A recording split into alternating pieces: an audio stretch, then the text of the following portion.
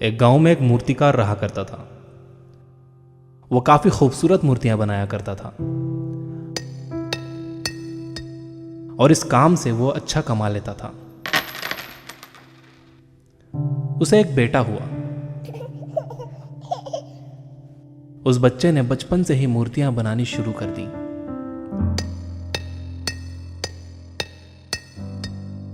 बेटा भी बहुत अच्छी मूर्तियां बनाया करता था और बाप अपने बेटे की कामयाबी पर खुश होता था। लेकिन हर बार बेटे की मूर्तियों में कोई ना कोई कमी निकाल दिया करता था। वो कहता था, बहुत अच्छा किया है, लेकिन अगली बार इस कमी को दूर करने की कोशिश करना। बेटा भी कोई शिकायत नहीं करता था। वो अपने बाप की सलाह पर अमल करते हुए अपनी मूर्तियों को और बेहतर करता रहा।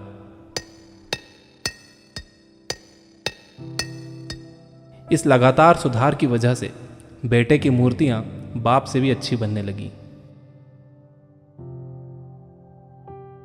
और ऐसा टाइम भी आ गया कि लोग बेटे की मूर्तियों को बहुत पैसा देकर खरीदने लगे। जबकि बाप की मूर्तियां उसकी पहली वाली कीमत पर ही बिकती रहीं।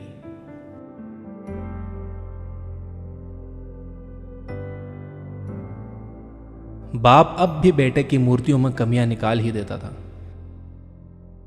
लेकिन बेटे को अब यह अच्छा नहीं लगता था और वो बिना मन के उन कमियों को एक्सेप्ट करता था, लेकिन फिर भी अपनी मूर्तियों में सुधार कर ही देता था। एक टाइम ऐसा भी आया कि जब बेटे के सब्र ने जवाब दे दिया। बाप जब कमियां निकाल रहा था तो बेटा बोला, आप तो ऐसे कहते हैं कि आप जैसे बहुत बड़े मूर्तिकार हैं।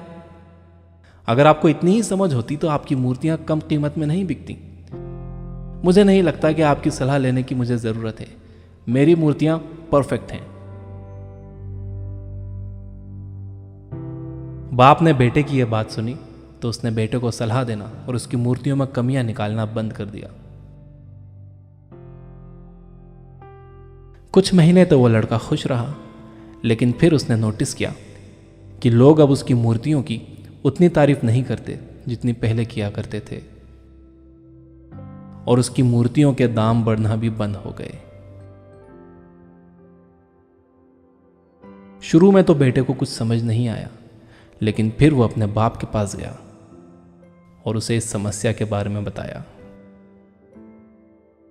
बाप ने बेटे को बहुत शांति से सुना, जैसे कि उसे पहले से पता था कि एक दिन ऐसा भी आएगा। बेटे ने भी इस बात को नोटिस किया और उसने पूछा, क्या आप जानते थे कि ऐसा होने वाला है? बाप ने कहा, हाँ, क्योंकि आज से कई साल पहले मैं भी इस हालात से टकराया था। बेटे ने सवाल किया, तो फिर आपने मुझे समझाया क्यों नहीं?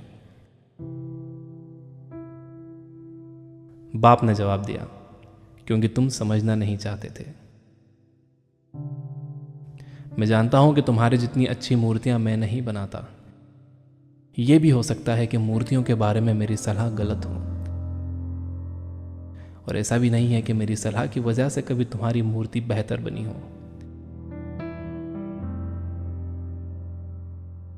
लेकिन जब मैं तुम्हारी मूर्तियों में कमियां दिखाता था, तब तुम अपनी बनाई मूर्तियों से सेटिस्फाई नहीं होते थे। तुम खुद को बेहतर करने की कोशिश करते थे और वही बेहतर होने की कोशिश तुम्हारी कामयाबी का कारण था। लेकिन जिस दिन तुम अपने काम से सेटिस्फाई हो गए और तुमने यह भी मान लिया कि अब इसमें और बेहतर होने की गुंजाइश ही नहीं है,